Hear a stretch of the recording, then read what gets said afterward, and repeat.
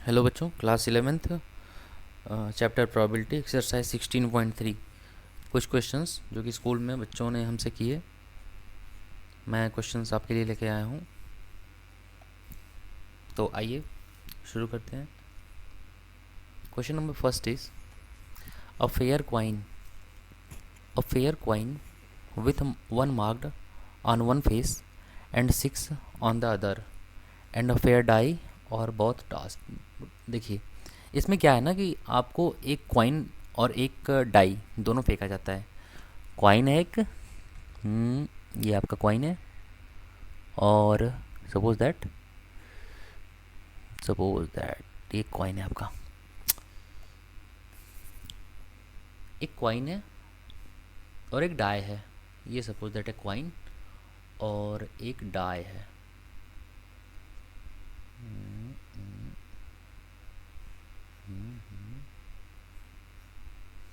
ये एक डाई है, ठीक है। डाई के 3 फेसेस दिखते हैं। तो क्वाइन के क्या कह रहे हैं ना कि one marked on one face, coin के एक फेस पे एक लिखा हुआ है 1, और दूसरे फेस पे जो उस पार है पीछे वो 6 लिखा हुआ है। और डाई में तो आप लोग जानते ही 1 से 6 तक के नंबर्स होते हैं। Find the probability of that event sum of numbers that turns up is 3। मतलब कह रहा है ना कि पहले इसको फेंका गया, पहले क्वाइन को फेंका गया, फिर उसके बाद एक डाई को फेंका गया। तो देखो क्या क्या आउटकम्स हो सकते हैं, क्या क्या पॉसिबल आउटकम्स होते हैं, फिर उसके बाद क्वेश्चन पे विचार करेंगे। पॉसिबल आउटकम्स देखो, आप सैम्पल स्पेस लिखते हैं। Sample space is equal to जो इसका सेट बनेगा वो आपका होगा। देखो पहले सपोज दैट कि क्वाइन पे 1 आया और फिर डाई फेंका तो डाई पे भी 1 आ गया, ये पॉसिबिलिटी है। क्वाइन पे 1 आया और डाई पे 2 अपीयर्स। क्वाइन पे 1 एंड 3 ऑन डाई, 1 4 1 5 एंड 1 6, ये हो सकता है, ठीक है ना। अब देखो बेटा, क्वाइन पे सपोज दैट कि अगर 6 वाला आया, क्वाइन पे आपका हेड टेल नहीं है, क्वाइन पे एक साइड में 1 लिखा हुआ है, दूसरे साइड में 6 है। तो सपोज दैट अगर क्वाइन पे पहला 6 आया और डाई पे 1 आया, ये भी एक पॉसिबिलिटी हो सकती है। एक पॉसिबिलिटी ये भी हो सकती है क्वाइन पे 6 है और डाई पे 2, 6 और 3 एक पॉसिबिलिटी हो सकती है। 6 4 हो सकती है, 6 5 भी हो सकती है, एंड 6 6 भी हो सकती है, ठीक है ना। अब देखो आगे कहता है ना कि जो नंबर अपीयर्स होते हैं उनका सम जो है वो 3 हो। क्वेश्चन कह रहा है कि जो सम हो 3 हो। तो ऐसे देखते हैं ना कितने, जो हमारा इवेंट है बेटा, इवेंट कह रहा है कि जो सम हो वो 3 हो, तो ऐसे कितने नंबर्स हैं ये काउंट करते हैं। तो मान लो कि इसको सेट ए से रिप्रेजेंट करें। तो देखो 1 1 2, ये भी 3 नहीं हुआ। 3 1 4, ये भी 3 नहीं हुआ। और 4 1 5, ये भी नहीं हुआ। 2 1 3, देखो ये वाला हो गया। इसके अलावा कोई भी अगर ऐड करो ना तो 3 तो नहीं होने वाला है। अगर मान लो 6 और 3 अपीयर होता है, 6 क्वाइन पे और 3 डाई पे, कोई भी नहीं होगा, बस 1 और 3, सॉरी 1 और 2, इसी को ऐड करेंगे तो 3 होगा। तो आपका जो इवेंट है ना, set set of event, possible favourable outcomes के जो सेट हैं वो आपका 1 2 होगा, सिंगल सिंगल एलिमेंट होगा। तो देखो क्या कहती है प्रोबेबिलिटी। प्रोबेबिलिटी कहता है कि हमारे जो इवेंट का सेट है उसमें कितने आउटकम्स हैं, यानी कि फेवरेबल आउटकम्स कितने हैं, अपॉन जो अपना सैम्पल स्पेस है उसमें कितने हैं। तो फेवरेबल आउटकम्स तो हमारा सिर्फ एक ही है, जिसमें टोटल आउटकम्स 12 थे। काउंट कर लो, देखो 1 2 3 4 5 6 एंड 6 नीचे का 12 हो गया, ठीक। ये हो गया आपका क्वेश्चन नंबर 1। सेकेंड, इसमें मुझे कुछ ऐसा दिखा नहीं जो कि आप लोगों ने इस क्वेश्चन को हमसे पूछा है। खैर, दूसरा क्वेश्चन कह रहा है कि 12 है, समझो 12 हो। तो सिर्फ एक ही ऐसा आपके पास आउटकम है जिसका सम क्या होगा, 12 होगा, जिसमें क्वाइन का और डाई का जोड़ो, उन दोनों को ऐड करेंगे तो आपका 6 हो जाएगा। तो जो सेकंड क्वेश्चन है बेटा, इसको करते हैं। तो वहाँ पे सपोज दैट कि इवेंट को लेते हैं, सपोज करते हैं कि सेट बी से, तो उसमें भी आपका 1 आउटकम ही है फेवरेबल हो, और टोटल अमंग 12 आउटकम्स, तो इसकी प्रोबेबिलिटी 1/12। सेकंड क्वेश्चन देखते हैं बेटा। क्वेश्चन को मैंने हिंदी में लिखा और इंग्लिश में, दोनों को ट्रांसलेट किया है गूगल ट्रांसलेटर से। इंग्लिश में क्वेश्चन था, हिंदी मैंने गूगल ट्रांसलेटर ट्रांसलेट किया। ठीक है, देखो क्या है क्वेश्चन। कह रहा है कि अ fair coin is tossed 4 time. एक क्वाइन को 4 बार फेंका जाता है। एक पर्सन 1 रुपया जीतता है। A person wins 1 rupees for each head. अगर एक हेड मिलता है ना तो 1 रुपया उस वो जीत जाता है। और loss 1.5, lose 1.5 for each tail. और अगर टेल आता है तो 1.5 रुपीज़ यानी लगभग 1.5 रुपये वो हार जाता है। ठीक। फ्रॉम द सैम्पल स्पेस, एक sample space calculate how many different amount of money you can have 4 tosses after 4 tosses. मतलब ये कह रहा है ना कि देखो एक सिक्का है और उसको 4 बार उछाला जाता है। अगर हेड आता है तो उसको 1 रुपया मिलते हैं, और टेल आने पर वो 1.5 रुपये हार जाता है, उसको अपने जेब से भरना पड़ता है 1.5 रुपये। तो वही पूछ रहा है ना कि टोटल कितनी पॉसिबिलिटीज़ हो सकती हैं उसके पैसे जीतने की। तो आपको 4 टॉसेस के बाद हिंदी में पढ़ लेते हैं एक बार। एक निष्पक्ष सिक्का है, 4 बार उछाला जाता है। अनबायस्ड मतलब उसमें कोई क्या कहते हैं उसको, फेयर क्वाइन है, यानी कि कोई भी उसमें पक्षपात या कुछ इस तरह का नहीं किया गया है कि वो एक ही आए या अपने मन के हिसाब से, ठीक है ना, कुछ ला पाएँ। तो एक व्यक्ति को प्रत्येक सिर के लिए, देखो गूगल ने क्या गजब का ट्रांसलेशन किया है, हेड को सिर लिख दिया जबकि होता है चित्त। खैर मैथमेटिकल लैंग्वेज है। सिर के लिए 1 रुपया जीतता है। मतलब हेड आता है, चित्त आता है तो 1 रुपया जीतता है। और हार के लिए वाह वाह वाह 1.5 रुपया हार जाता है। नमूना स्थान मतलब प्रतिदर्श समष्टि। गणना करें अगर आपके पास कितने पैसे हो सकते हैं। देखो क्या क्या पॉसिबिलिटीज़ हो सकती है मैं आपको बता रहा हूँ। देखो या तो उसके पास सिंगल हेड है, एक हेड है, वन हेड। वन हेड आने के कौन कौन से, वन हेड को मान लो इसके जो सेट होगा, आपका हेड पहले टॉस पे आए और बाकी तीनों पे आपका टेल आ गया। आपने ऐसे आउटकम्स को, ऐसा इवेंट लिया जिसमें केवल वन हेड आए, केवल वन हेड आए। इवेंट ऑफ, चलो उसको सही से लिखते हैं।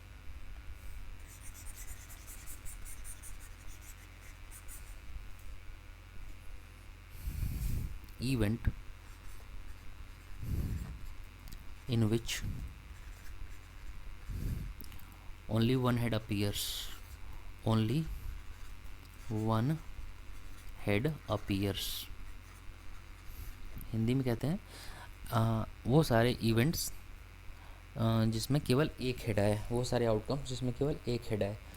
तो अगर इसको ए सेट से रिप्रेजेंट करें तो बेटा देखो क्या क्या हो सकता है।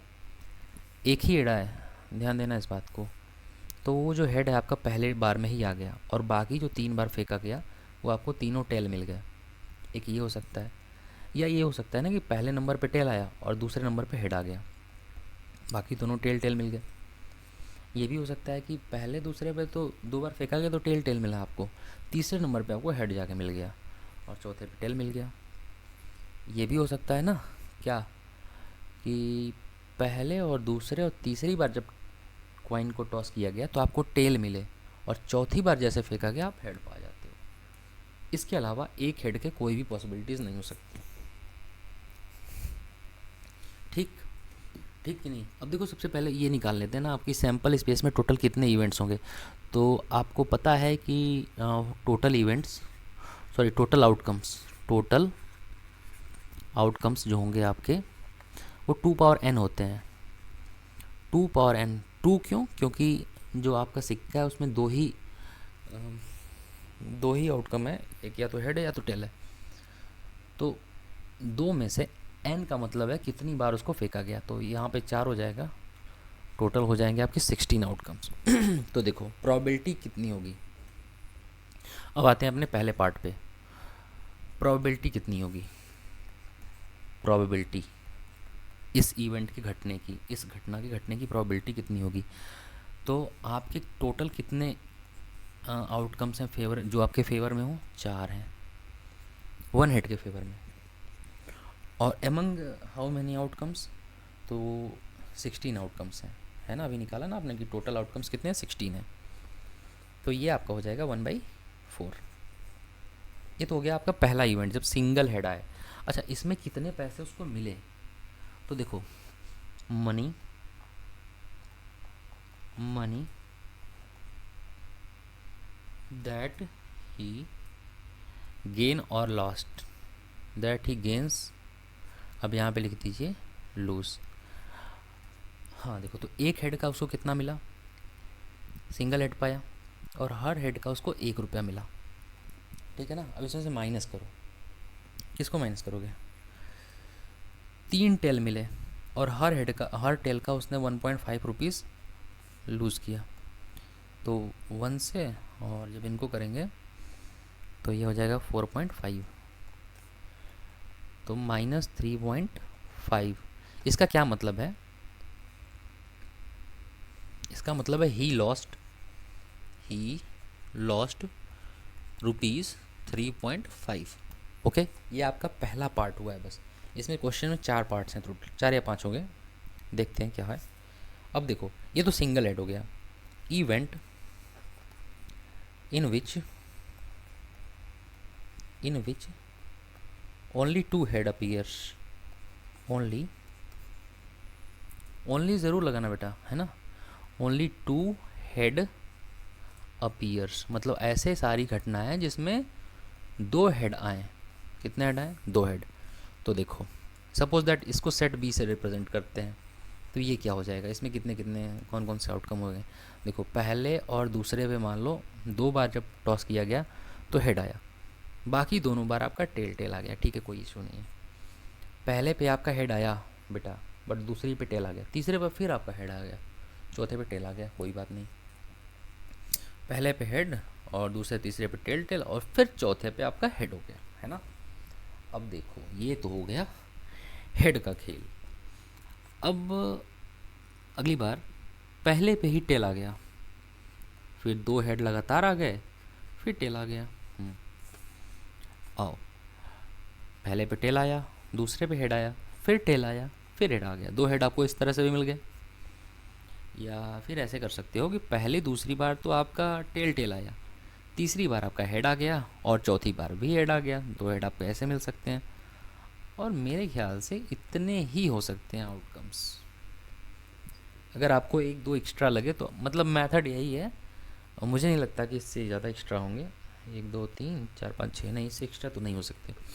तो देखो, इसकी प्रोबेबिलिटी क्या है बेटा, प्रोबेबिलिटी ऑफ इवेंट बी जिसमें 2 हेड आए, तो कितने आउटकम्स हैं, 1 2 3 4 5 6, टोटल 6 आउटकम्स हैं। एमंग कितने आउटकम्स थे, 16, तो आपका 2 3 जा 6, 3/8 हो जाएगा। अच्छा, अब इसको कितना पैसा मिला, क्वेश्चन ये पूछ रहा है ना कि कितना पैसा उसने जीता या हारा, तो आओ देखते हैं।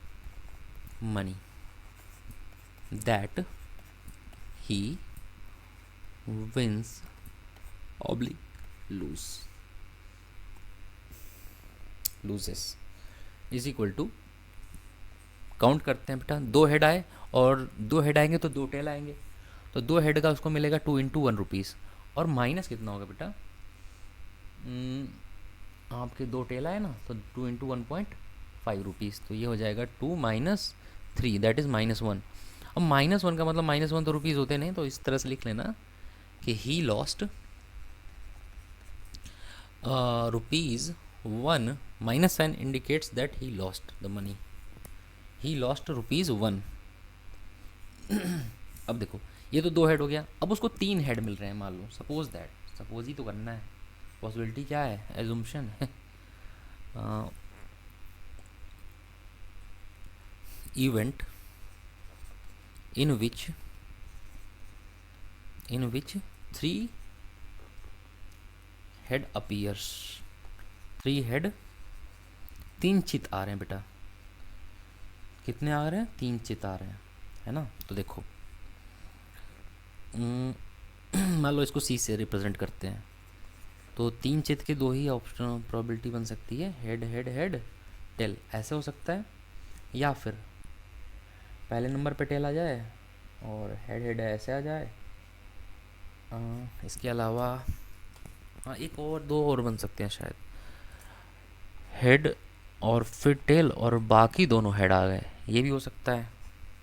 एक और हो सकता है हेड, फिर दूसरे पे भी हेड मिल गया, और सपोज तीसरी बार जब वो टॉस किया तो टेल, और फिर ये भी हो सकता है मेरे ख्याल से। ये चार आउटकम्स ऐसे हैं जो फेवरेबल हैं। तो प्रोबेबिलिटी कितनी है, 4/16 अगेन, यानी कि 1/4। अब मनी, अमाउंट, अमाउंट कितना होगा बेटा, तो देखो कितने हेड आए, 3 हेड, तो जीता कितना, 3 × 1, 1 रुपये मिले थे एक हेड में, और हारा कितना, माइनस कर दो 3 × 1 एक टेल था ना, एक टेल था, तो 1 और टेल आने पे कितना जा रहा है, 1.5। तो देखो 3 × 1 = 3 माइनस 1.5। अब देखो ये हो गया आपका 1.5 रुपीज़, पॉजिटिव में आया ना, मतलब ही विंस 1.5 रुपीज़। ये तो आपका थर्ड पार्ट रहा क्वेश्चन का, ही विंस ₹1.5। अच्छा एक चीज़ और है, अगर आपको पता है ना कि रुपए का सिंबल जो है ये कौन से ईयर में इसको इन्वेंट किया गया, तो आप हमें बताइए ज़रूर, और किसने इन्वेंट किया, अगर आपको पता है बिना नेट से सर्च किए तो आप ज़रूर बताइएगा। अब चौथा कंडीशन बेटा, जब आपको चारों हेड मिले, event he gets all head, all 4 heads, all सही नहीं है, इवेंट ही गेट्स 4 हेड। तो सिंगल पॉसिबिलिटी मान लो इस सेट को डी से रिप्रेजेंट करते हैं, तो चारों हेड हैं, तो ये आपका ये बन गया, ठीक है। तो प्रोबेबिलिटी कितनी है डी की, 1/16। ओके, मनी, मनी अब ही विंस, विन ही करेगा ना भैया, मनी ही विंस कितना है, 4 हेड, और हर हेड का 1 रुपीज़, तो ₹4 उसने जीते। अब पांचवा कंडीशन बेटा, ये लिखो, event that no head appears. ऐसा भी हो गया कि एकदम बैड लक, फूटी किस्मत है और उसको एक भी हेड ना मिले, नो हेड अपीयर्स, तो क्या होगा, जब नो हेड आए यानी कोई भी हेड ना आए, तो देखिए आप, तो जो आपका सेट बनेगा, सपोज दैट वो सेट ई है इवेंट का, तो आपको चारों टेल मिलने वाले हैं ना। तो चारों टेल का मतलब हो गया, जो प्रोबेबिलिटी हो जाएगी इसकी पी ऑफ इवेंट ई, तो 1/16 हो जाएगी। और money that he lost, money win तो करेगा नहीं ना क्योंकि टेल ही आ रहा है सब, money that he losses, losses lost कुछ भी लिख लीजिए, तो आपका 4 × 1.5 मतलब हो जाएगा आपका 6 रुपीज़, वो लॉस्ट करता है, ठीक। ये आपका आंसर है क्वेश्चन नंबर 2 का। क्वेश्चन नंबर 3 देखते हैं बेटा। देखो क्वेश्चन क्या कह रहा है, क्वेश्चन कह रहा है कि ई और एफ घटनाएं इस प्रकार हैं कि पहली घटना की प्रोबेबिलिटी 1/4 है, दूसरी घटना की प्रोबेबिलिटी एफ की 1/2 है। ई एंड एफ, जब आपको एंड दिखे ना तो समझ जाना इंटरसेक्शन है, ठीक। 1/8 है इंटरसेक्शन की प्रोबेबिलिटी, इंग्लिश में देख लेते हैं। If E and F R events such that probability of event E is 1/4, probability of event F and E and F, यानी कि ऐसे सारे इवेंट्स जो ई एंड एफ इन दोनों में है, यानी इंटरसेक्शन है, एंड का मतलब इंटरसेक्शन, ठीक। 1/8 है, तो फाइंड करना है ई और यूनियन फाइंड करना है, और का मतलब यूनियन। देखो इंटरसेक्शन और यूनियन का कॉन्सेप्ट मैं आपको थोड़ा सा बता दूं। मान लो कि ये कोई आपके पास सेट है, एक सैम्पल स्पेस है, इस सैम्पल स्पेस में 2 इवेंट्स हो रहे हैं, एक आपका हो रहा है इवेंट ई, इवेंट ई, ठीक, और दूसरा आपका हो रहा है इवेंट एफ। ध्यान से समझिएगा बात को।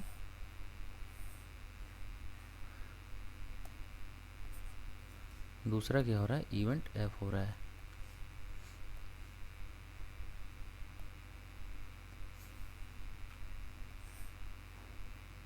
ठीक है ना, सपोज दैट। अब देखो क्या है बच्चों कि ये ई है सपोज दैट, और सपोज दैट ये इवेंट एफ है, और ये आपका सैंपल स्पेस एस है। हिंदी में समष्टि, ये समझ प्रत्यर समष्टि, ठीक। अब देखो अगर हम बात करते हैं ई और एफ की, किसकी बात करें, ई और एफ की, हाईलाइट कर देते हैं। तो ई और एफ का मतलब होता है बेटा, जो ई में है वो भी या, और मतलब क्या होता है या, एफ में है वो भी चलेगा हमको, तो ये वाला भी चलेगा आपको, और आपको एफ वाला भी चलेगा, है ना। तो ई और एफ, तो ये अगर ध्यान से देखो तो ये ई यूनियन एफ है। क्या है, ई यूनियन एफ। तो कुछ कॉन्सेप्टुअल बात है। वन, जब ई यूनियन एफ हो तो इसका मतलब है पी ई और एफ, इसका मतलब यूनियन होता है, ठीक है। दूसरा एंड, अब एंड को समझते हैं, सर्कल गया, एंड को समझते हैं हम। एंड को समझते हैं। एंड का मतलब होता है बेटा जो ई में भी हो, किस में हो, देखो ये क्वेश्चन में देखो, यहाँ पे हाईलाइट कर रहा हूँ, ई में भी हो और एफ में भी हो, एंड ई में भी हो और एफ में भी हो। तो जहाँ ई एंड एफ की बात हो बेटा ना, तो देखो ध्यान से, आपका ये जो पोर्शन है इंटरसेक्शन वाला, वो ई और एफ दोनों में है। तो जब बात हो पी, पहले उल्टा लिख लिया हूँ तो इसमें भी उल्टा ही लिखते हैं, ई इंटरसेक्शन एफ का मतलब होता है प्रोबेबिलिटी ऑफ इवेंट ई आ जाए एंड एफ। कुछ बच्चे क्या करते हैं ना कि एंड को यूनियन समझ लेते हैं और को इंटरसेक्शन, ऐसा नहीं है। और का मतलब होता है कुछ भी चलेगा, ई आ जाए एफ आ जाए कुछ भी चलेगा, और एंड का मतलब होता है ऐसे इवेंट्स चलेंगे जो कि ई के भी आउटकम हो और एफ के भी आउटकम हो, ठीक है।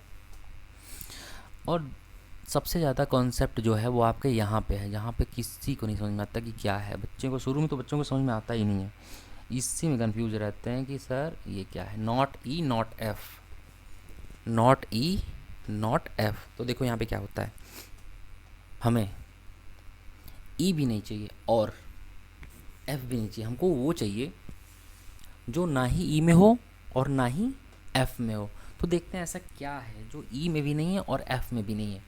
तो देखो, आओ देखो ध्यान से, फील, ये क्या है, इरेज। देखो ये आपका हो गया ई, लिख लो लिख लो लिख लो पहले, ये हो गया आपका ई और ये आपका हो गया एफ, ठीक। देखो हमको चाहिए नॉट ई, तो नॉट ई का क्या मतलब है, देखो ध्यान से, नॉट ई का मतलब होता है बच्चों जो ई में, ई को छोड़ के बाकी सब कुछ। तो हमको ये भी चाहिए, चाहिए ना, ये भी चाहिए, ये आपका नॉट ई हो गया। एंड नॉट एफ, मतलब हमको एफ को भी छोड़ के बाकी सब चलेगा। तो देखो एफ को छोड़ के ये चलेगा और ये भी चलेगा, ठीक ना। तो देखो ई तो हमें चलेगा नहीं, एफ भी नहीं चलेगा। तो जब हम एंड की बात करते हैं बेटा, तो हमको केवल वो सेट चाहिए होता है, केवल वो सेट, केवल हमको वो सेट चाहिए होता है जो ये बाहर वाला हो, जो ये आपका, ये जो बाहर दिख रहा है ना आपको, ये जो येलो कलर में है, केवल वो सेट आपको चाहिए। इसको दूसरे कलर से कर लेते हैं, केवल हमको ये सेट चाहिए जो बाहर में अभी इस कलर से है, हमको केवल यही चाहिए। तो इसका अपोजिट कौन होता है, इसका कॉम्प्लीमेंट्री कौन होता है, नॉट ई नॉट एफ का कॉम्प्लीमेंट्री कौन होता है, नॉट ई नॉट एफ के कॉम्प्लीमेंट्री यानी कि अपोजिट ये तीनों हैं, ये तीनों सेट्स हैं, ई एफ और ये इंटरसेक्शन वाला पार्ट है ना, ये तीनों नॉट ई नॉट एफ के, not E and not F के कॉम्प्लीमेंट्री हैं। तो आओ, ये रहा अपना नोट, देखो।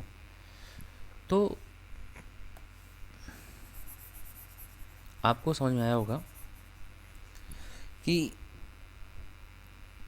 Not E and not F, इसको रिप्रेजेंट करते हैं P, P not E and not F. मतलब इसका होता है पी ई डैश इंटरसेक्शन एफ डैश, यही होता है बच्चों। देखो मतलब ई डैश और एफ डैश का जो कॉमन पार्ट है ना, ई डैश और एफ डैश का कॉमन पार्ट देखो ये है, ये पूरा ई डैश और एफ डैश का कॉमन पार्ट है ये पूरा, बस सबको यही। और इसका कॉम्प्लीमेंट्री कौन होता है, इसका कॉम्प्लीमेंट्री होता है, इसका कॉम्प्लीमेंट्री होता है आपका पी ई यूनियन एफ। ये भी कॉन्सेप्ट की बात कर रहा हूँ, तो इसको आप 1 से माइनस कर दोगे, दोनों इक्वल हो जाएंगे ना। किसी भी सेट का कॉम्प्लीमेंट्री अगर निकालना हो तो 1 से माइनस कर देते हैं। अब आते हैं अपने क्वेश्चंस पे, क्वेश्चन सॉल्व करेंगे। आओ देखो, हमको दिया हुआ है P E 1/4, F 1/2 and E intersection 1/8 है। पेन बदल लो, यहाँ पे अपना क्वेश्चन है नीचे।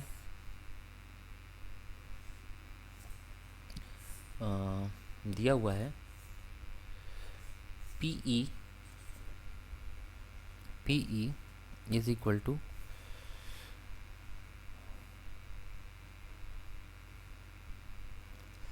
P is equal to 1/4 comma P F is equal to 1/2 है, 1/2 एंड P E एंड का मतलब हमने आपको बताया intersection F is equal to 1/8। जहाँ भी एंड दिखे वहाँ पे समझ लेना इंटरसेक्शन है ना, जहाँ भी एंड दिखे वहाँ पे समझ लो बेटा इंटरसेक्शन।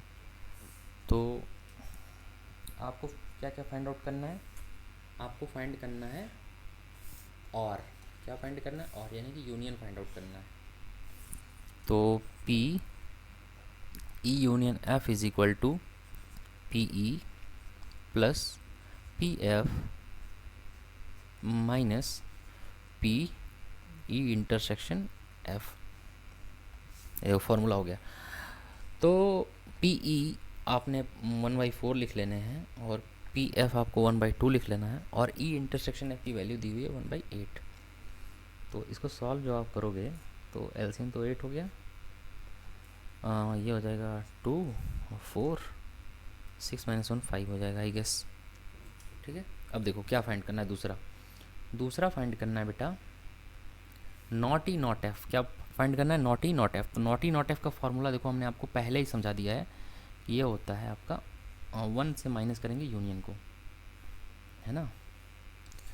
तो P E dash intersection F dash is equal to 1 - 5/8, ये आपका हो जाएगा 3/8। 3/8।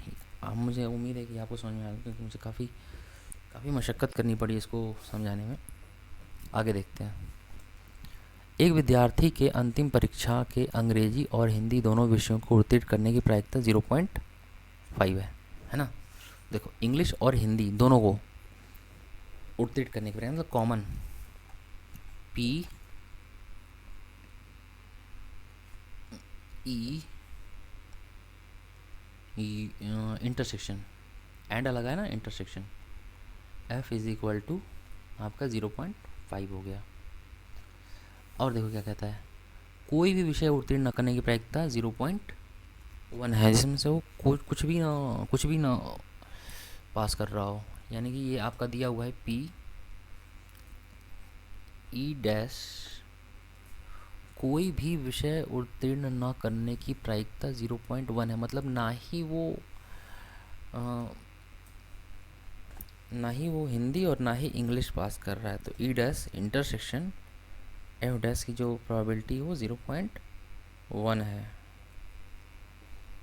और अंग्रेजी में उत्तीर्ण करने की प्रोबेबिलिटी आपकी पी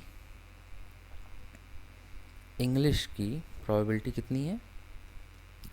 0.75 है, 0.75।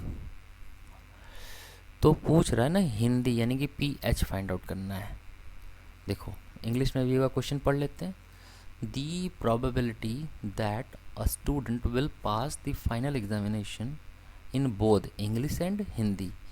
तो बोध जहाँ पे दे दिया ना, वहाँ पे आप क्या करो बेटा, ये ले लोगे इंटरसेक्शन, ऐसा जो दोनों में हो, ऐसी इवेंट जो दोनों में हो, ठीक है।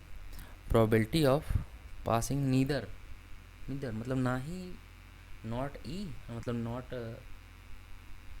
आपको इंग्लिश नॉट हिंदी, तो यहाँ पे एच बना लेना, एफ लिख दिया मैं, ठीक है। हिंदी को एच से डिनोट करते हैं। तो यहाँ पे हो गया आपका not E and not F, one हो गया। इंग्लिश दिया हुआ है और हिंदी आपसे पूछ रहा है, तो क्वेश्चन कैसे करते हैं? देखो पहले ना हम यूनियन निकाल लेते हैं। तो P E union F find out करते हैं। कितना हो जाएगा? 1 माइनस पी, इसका कॉम्प्लीमेंट्री यही ना है भैया, ई नॉट इंटरसेक्शन एफ नॉट, तो ये आपका हो जाएगा 1 माइनस 0.1, ये कितना हो गया? 0.9 हो गया। ओके, अब देखो ये इंटरसेक्शन है, तो आपको पी ई यूनियन एफ का फॉर्मूला लगा देना है। क्या होता है? ये सारे फार्मूले अगर आपको कॉन्सेप्ट तैयार है ना, तो आपको रटने की ज़रूरत नहीं है। आपको ये फार्मूला दिया होता है पी ई इंटरसेक्शन एफ। अगर ई यूनियन एफ की वैल्यू जो है बेटा, वो है आपकी, अभी आपने निकाला 0.9 है, is equal to P E की वैल्यू, पी ई की वैल्यू कितनी है? 0.75 है, 0.75। पी एफ की वैल्यू कितनी है? अरे यार हिंदी है ना, तो एच रहता है, मैं बार बार एफ लिख दे रहा हूँ।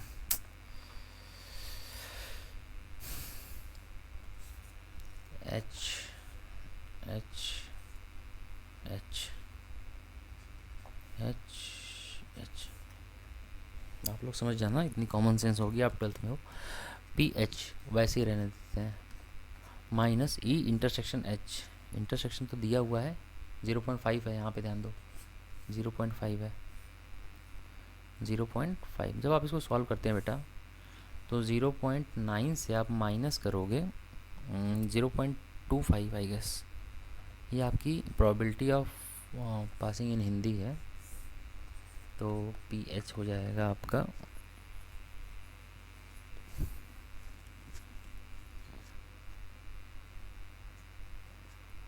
0.65। Okay, it is your answer. तो आपने जो भी 4 क्वेश्चन हमसे पूछे थे, हमने आपको समझाने का बेस्ट अपना एफर्ट दिया।